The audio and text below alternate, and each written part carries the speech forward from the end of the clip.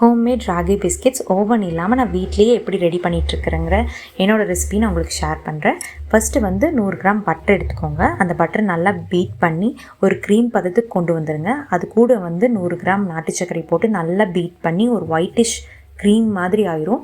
அது கூட 100 கிராம் வந்து ராகி மாவு, 100 கிராம் வந்து கோதுமை மாவு, இது கொஞ்சம் கொஞ்சமாக ஆட் பண்ணி நல்லா கலக்கிட்டு வாங்க. ஒரு பீட்டை வச்சு இல்லை கையில் கூட கலக்கலாம்.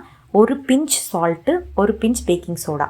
சப்போஸ் இப்போ நம்ம குழந்தைகள் கொடுக்குறோன்னா 1 வயசு கீழே இருக்க குழந்தைகளுக்கு இந்த சால்ட்டும் பேக்கிங் சோடாவும் ஆட் பண்ணாதீங்க, அவாய்ட் பண்ணிடுங்க.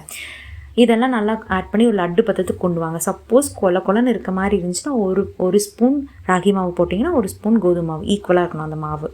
ஸோ இந்த லட்டு பதத்துக்கு கொண்டு வந்துட்டிங்கன்னா நல்லா ஒரு தட்டில் பட்டர் தடவி குட்டி குட்டியாக பாலாக நம்ம அதை பிடிச்சி வச்சு நமக்கு வேணுங்கிற ஷேப்பில் நம்ம ரெடி பண்ணி மேலே நட்ஸ் எல்லாம் போட்டு டெக்கரேட் பண்ணிவிட்டு ஒரு 20 நிமிஷம் வந்து அடிகனமான பாத்திரத்தை நல்லா ப்ரீஹீட் பண்ணணும். உள்ள ஒரு குட்டி ஸ்டாண்ட் மாதிரி வச்சுக்கோங்க. மேலே ஒரு தட்டு போட்டு நல்லா மூடி ஒரு 20 நிமிஷம் நல்லா ப்ரீஹீட் ஆகணும்.